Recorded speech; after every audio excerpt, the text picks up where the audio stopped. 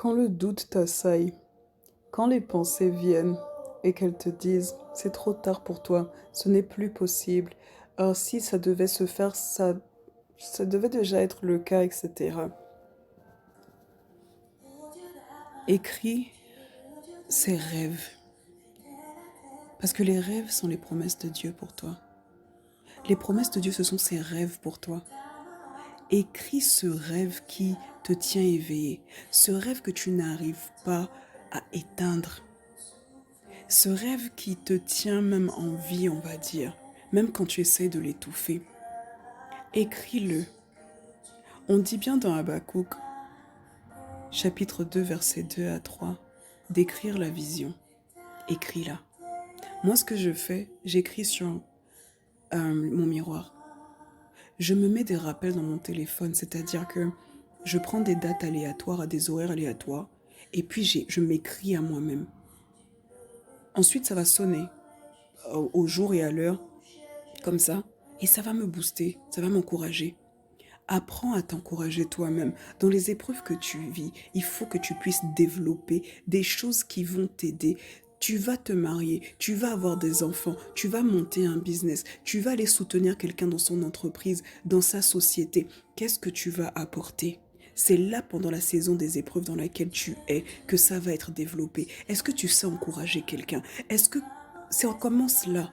Moi, j'ai dû apprendre à m'encourager dans les épreuves que je traversais. Je me suis écrit à moi-même.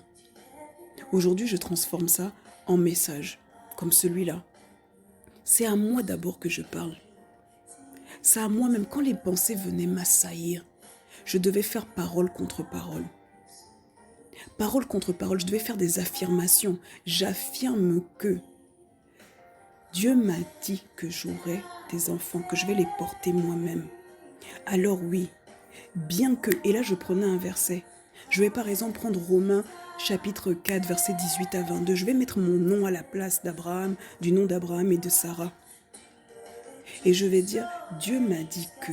Alors je ne vais pas regarder à mon historique médical comme une défaite, mais je regarde à la volonté de Dieu. Je regarde au fait que Dieu m'a ressuscité. Je regarde au fait que mes organes sont ressuscités. Je regarde au fait qu'aujourd'hui j'arrive à marcher. Je regarde et je cite, et je cite, et je cite. Je m'encourage. Et en citant ces vérités, en citant ces réalités-là, ça devient plus concret pour moi. Comment t'encourages-tu ? Qu'est-ce que tu développes d'autre ? Tu veux être marié, mais tu passes d'un lit à un autre. Ce n'est pas pour te juger. C'est quand tu seras marié que tu vas apprendre la fidélité.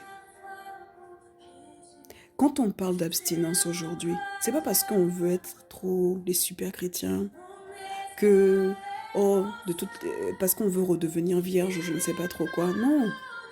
C'est tout simplement qu'à un moment tu dois t'asseoir avec toi-même et te dire ma vie la même. Qu'est-ce que j'attends de ma propre vie ?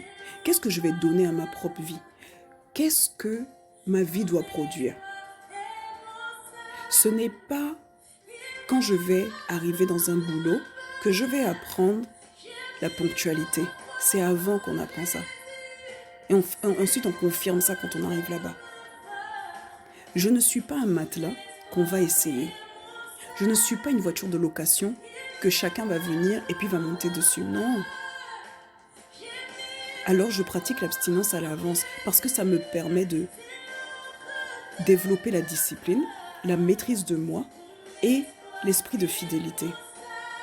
Si tu penses que fidèle est mort, ça c'est à ton niveau. Moi je décide de croire que, en fonction de ce que Dieu m'a dit, la personne que lui aussi il est en train de préparer de l'autre côté pour moi aura la même conviction. Et donc je décide de croire, je m'aligne à cela. De toutes les manières, j'ai déjà rencontré le pire. Donc là, je tente le meilleur. J'ai jamais été dans ce quartier-là. Je vais décider d'écouter des gens qui soit ils sont arrivés dans ce quartier-là, soit je serai la première personne arrivée dans le quartier puis je vais montrer aux autres comment ça se passe. C'est tout. Et puis c'est tout. À un moment donné, c'est tout.